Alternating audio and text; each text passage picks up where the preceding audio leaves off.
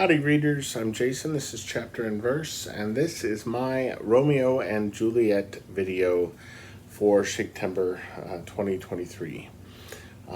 So just to recap, refresh your memories a little bit, myself and my two co-hosts, Kelly from Books I'm Not Reading, and Nicole from A Day of Small Things, we are going to be reading our way through Romeo and Juliet, Richard III, and Antony and Cleopatra this month in a kind of celebration of Shakespeare.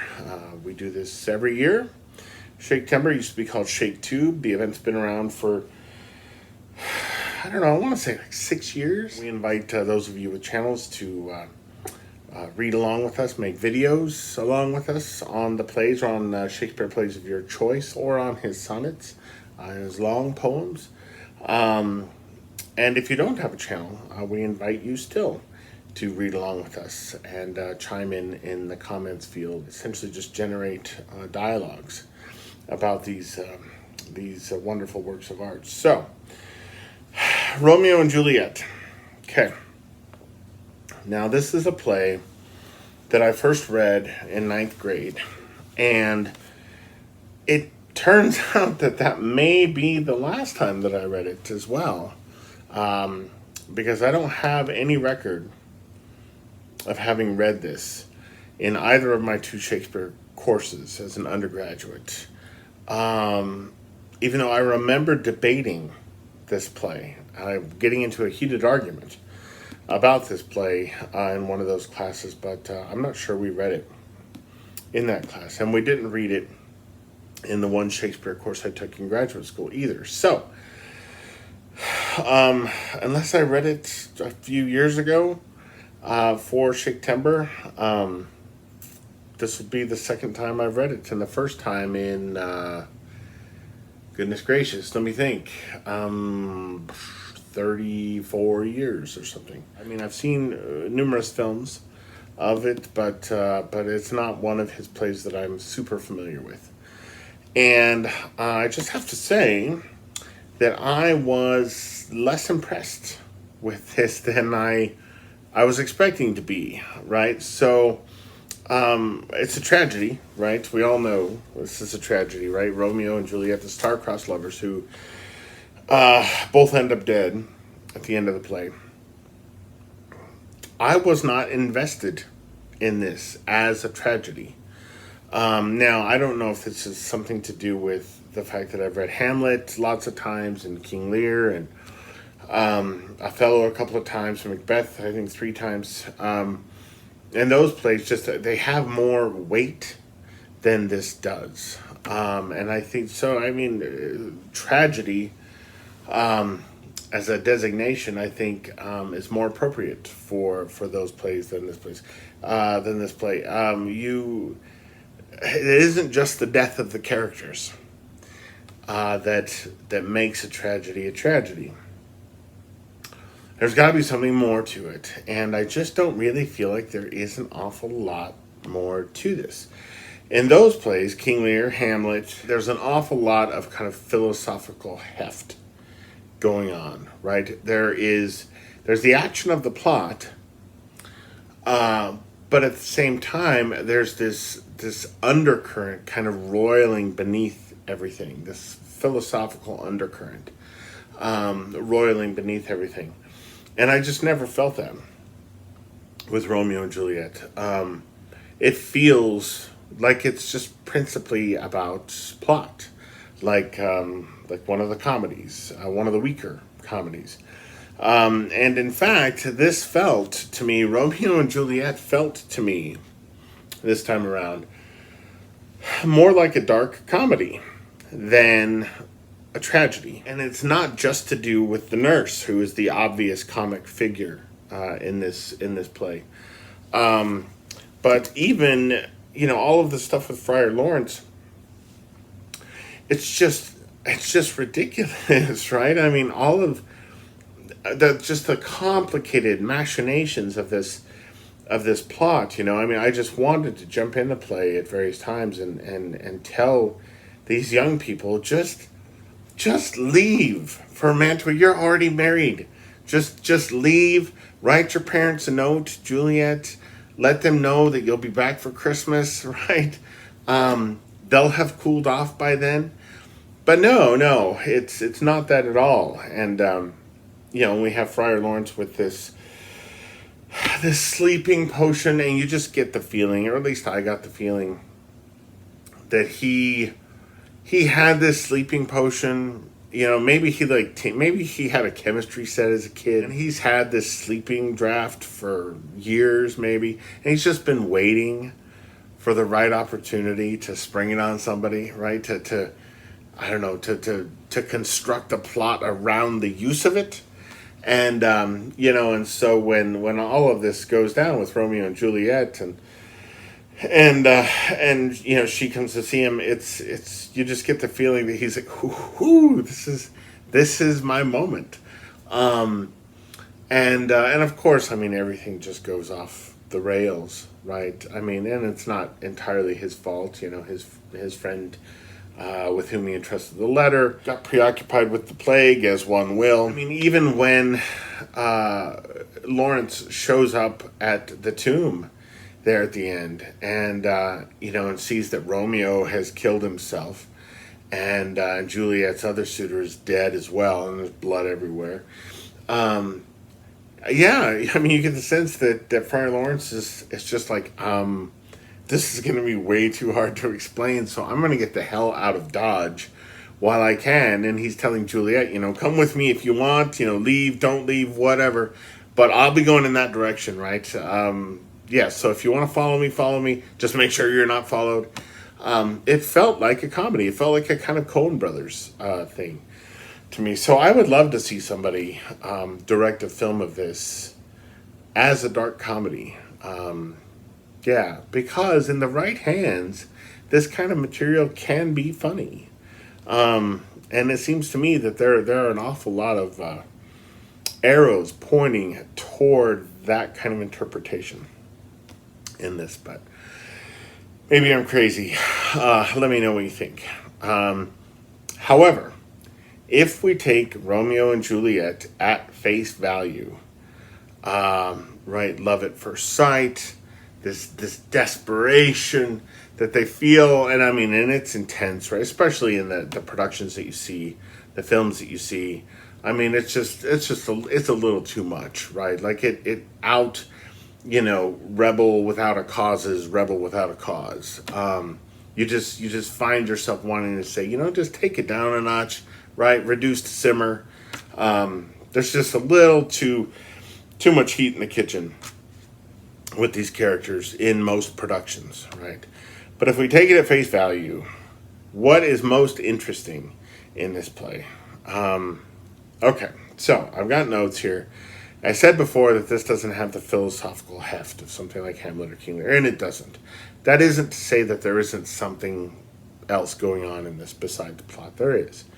And there are a few things, and I'm only just going to touch on a couple of those things, right? There's 4 or 5 things about this play, elements to this play that I would like to discuss. But I'm really tired. I'm really, really exhausted. It is Sunday afternoon right now. I had wanted to make this video 2-3 days ago, but I've just been really, really busy with work, and I worked yesterday. I never work on Saturdays, but I worked yesterday. We have an event that we do every year, and I was largely on my feet, and for somebody with the fatigue issues that I have because of my medical stuff going on right now, it wasn't great, right, to be largely on my feet on concrete floors for 9 hours in an environment with, between 1,500 and 2,000 people milling about and being available to probably a dozen people at any given time to help them with X, Y, or Z. It was exhausting, as it is every year, and I always underestimate just how exhausting it's going to be, but I'm super, super tired, so I'm not going to talk about everything I want to talk about. But, so the first thing I wanted to bring up was that I feel like for this to be bought as a tragedy, a reader or a viewer of the play needs to believe in the possibility of love at first sight. And here's the thing: I used to believe in love at first sight when I was much, much younger.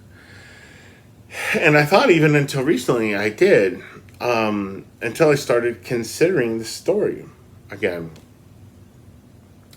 And I was brought back to one of my favorite quotes from any book, and that's from The Unbearable Lightness of Being by the now late Milan Kundera. He just died, a couple of months back.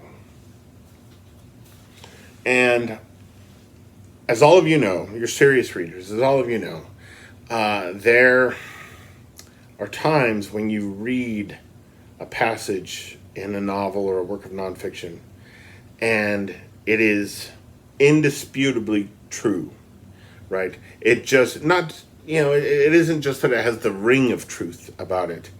It's the hammer blow of truth. It is true. You read it and you know in your bones that is exactly correct.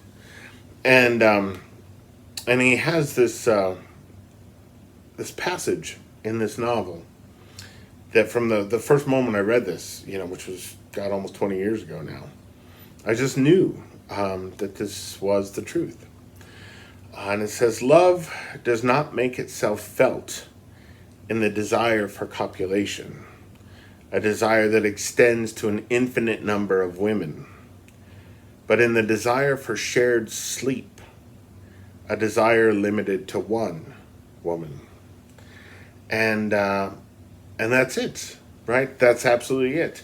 And here's the thing that flies in the face of the concept of love at first sight, to my mind. And the reason is when you've just seen someone,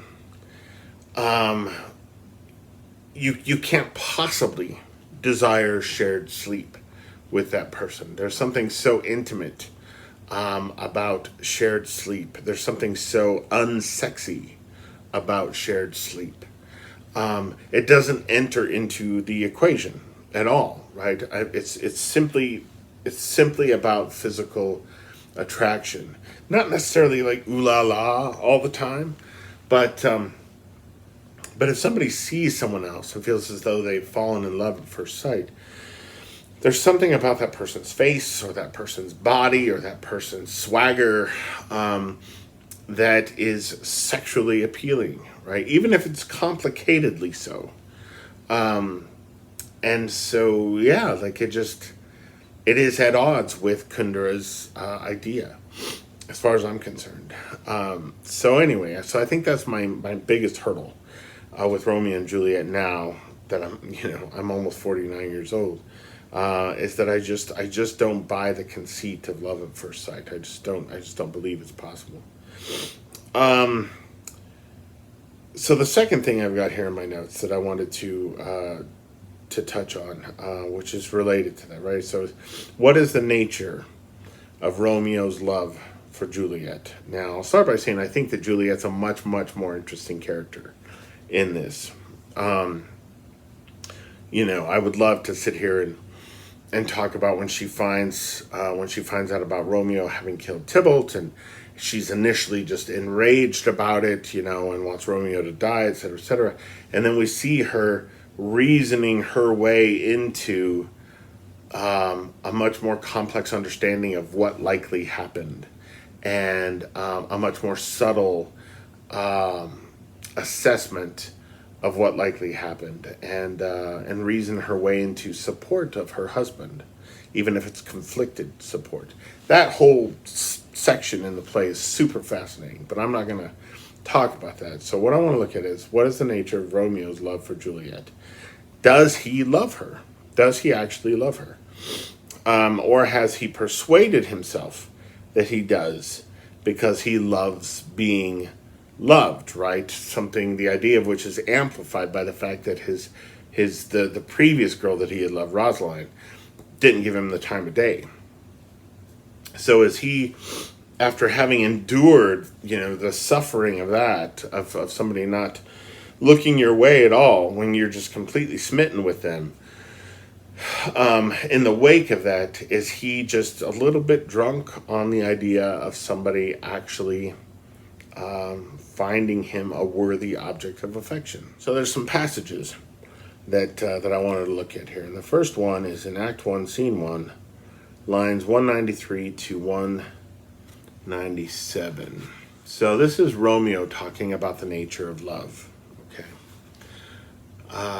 Love is a smoke made with the fume of sighs, being purged, a fire sparkling in lovers' eyes, being vexed, a sea nourished with loving tears. What is it else? A madness most discreet, a choking gall, and a preserving sweet. This gives us some sense of what love looks like to Romeo. Okay. And then if we jump ahead to Act 2, Scene 2, line 156. So Romeo and Juliet have just been talking, and Juliet has just left. And Romeo says, 1,000 times the worse to want thy light. Love goes toward love, as schoolboys from their books, but love from love toward school with heavy looks. Okay, now I really am thinking about the particular line, right? Love goes toward love, as schoolboys from their books. Love goes toward love. Right, so this idea that if I'm Romeo and I feel this love toward Juliet, it isn't just that I'm putting it out there toward her into the world. It's that it is going toward the same thing coming toward me, right? That, in fact, there's the possibility that Juliet needs to be sending that out to me in order for my love to be sent out to her. There's something about that I find that's a little bit troubling. Love goes toward love, as schoolboys from their books, right? It seems to suggest that unreciprocated love is not love, and that isn't necessarily the case. Let's see. So along those lines, right, reciprocity needed for love to exist. Let's jump ahead again to Act 2, Scene 4, lines 85 through 87. And this is Romeo in conversation with the friar. He says, I pray thee, chide me not. Her I love now, doth grace for grace and love for love allow. The other did not so. Sorry, the other being Rosaline. And I'm struck by a couple of things here. He says, her I love now. Okay. Suggesting that there might be a time when he doesn't love her, right? He's speaking about the moment, this moment now. Her I love now, in this moment. Doth grace for grace and love for love allow. Okay. The other did not so. He seems to be bitching about or complaining about the fact that Rosaline, because Rosaline didn't give anything to him, why should he have given anything to her? And because Juliet does feel something for him, therefore she is a worthy recipient of his love. And that shouldn't be the case, right? We shouldn't only love where we're loved. It's not. It just isn't about that, right? It's very accurate in the sense that these are teenagers. Juliet's 13, Romeo's like 15 or something. I love when everybody in the place talking about how manly he is. No. He was probably pigeon-chested and the whole thing, but it's believable, I suppose, as a teenage understanding of love. But I think the play also wants us to believe that these characters contain more wisdom than the adults around them, and that they are, that they're kind of icons, I suppose, for love, right? That we're meant to look at them as examples. But at the same time, I just don't see it. I just don't see it at all. Let's see here. Jump ahead again to Act 2, Scene 6, lines 3 through 5. So here's Romeo again talking to the friar. But come what sorrow can, it cannot countervail the exchange of joy that one short minute gives me in her sight, right? Countervail, the footnotes tell us, is equal. But come what sorrow can, it cannot equal the exchange of joy that one short minute gives me in her sight. So Romeo experiences joy not at seeing Juliet, but at spending a minute in her sight, at being seen by her. And that's fascinating, right? I mean, that's a really, really fascinating thing. So I wrote in my notes here, there's this idea that on the one hand, right, so maybe Romeo is vain, right? Maybe this is just vanity speaking. Maybe he's just, he's this preening boy walking around who thinks that he's, God's gift to young studs or whatever it is.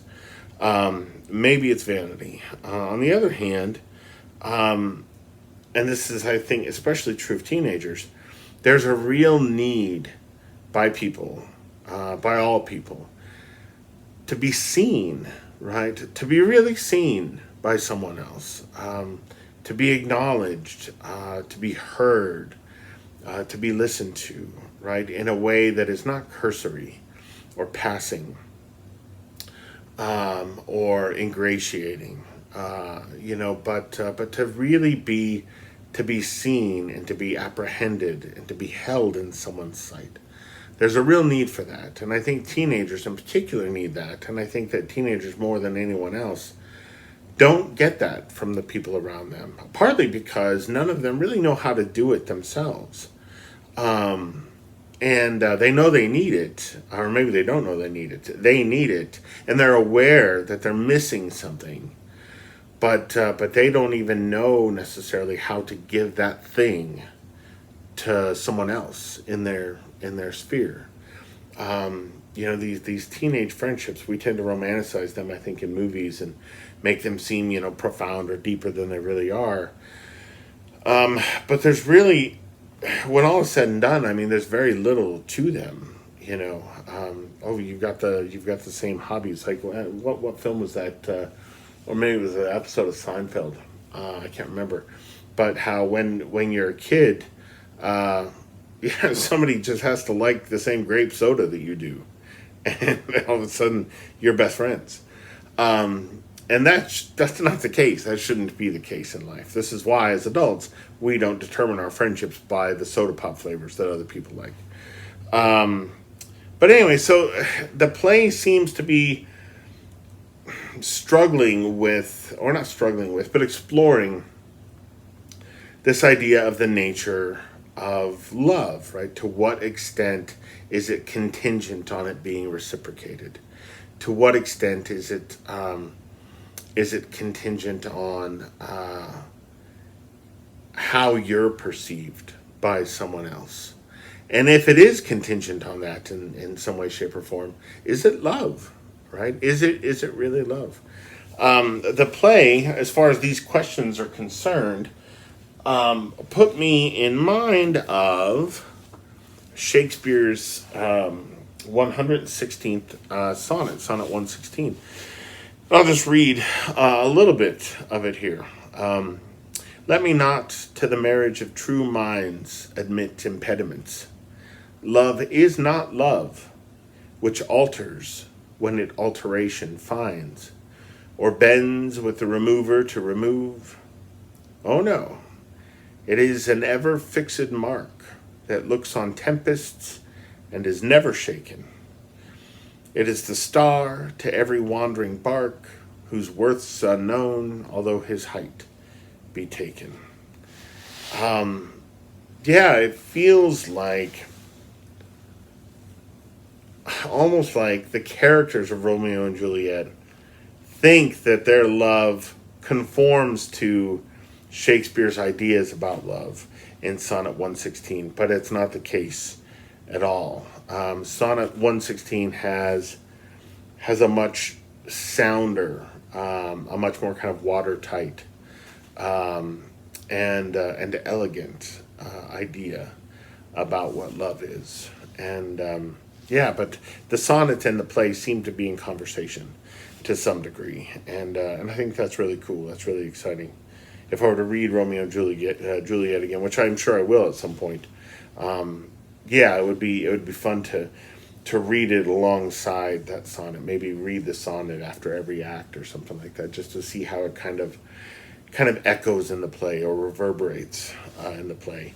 Maybe the sonnet could be like a stone thrown into the waters of the play, right? And a good exercise in understanding Romeo and Juliet might be to look at the ripples that the sonnet makes in the play. And along these lines, right, and this video is already getting long, so I'm not going to go too much into this, but, I wrote down, can the nature of something, love, or a person be changed or altered? Can it be? Or is it dyed in the wool, right, the nature of something? And, and so we see the play exploring that with relation to love, but there's also a whole hell of a lot in here about Romeo's nature, right? We see Juliet reflecting on Romeo's nature. We have Mercutio reflecting on Romeo's nature. And what does that look like? Is C 92? Yeah, Mercutio says, "Why is not this better now than groaning for love? Now art thou sociable. Now art thou Romeo. Now art thou what thou art, by art as well as by nature." And Juliet, right, a couple of scenes earlier, Act 2, Scene 2, 43 to 47. "'Tis but thy name that is my enemy. Thou art thyself. Though not a Montague, what's Montague? It is nor hand, nor foot, nor arm, nor face. Oh, be some other name belonging to a man. What's in a name? That which we call a rose by any other word would smell as sweet. So Romeo would, were he not Romeo called, retain that dear perfection which he owes without that title. Romeo doff thy name, and for thy name, which is no part of thee, take all myself."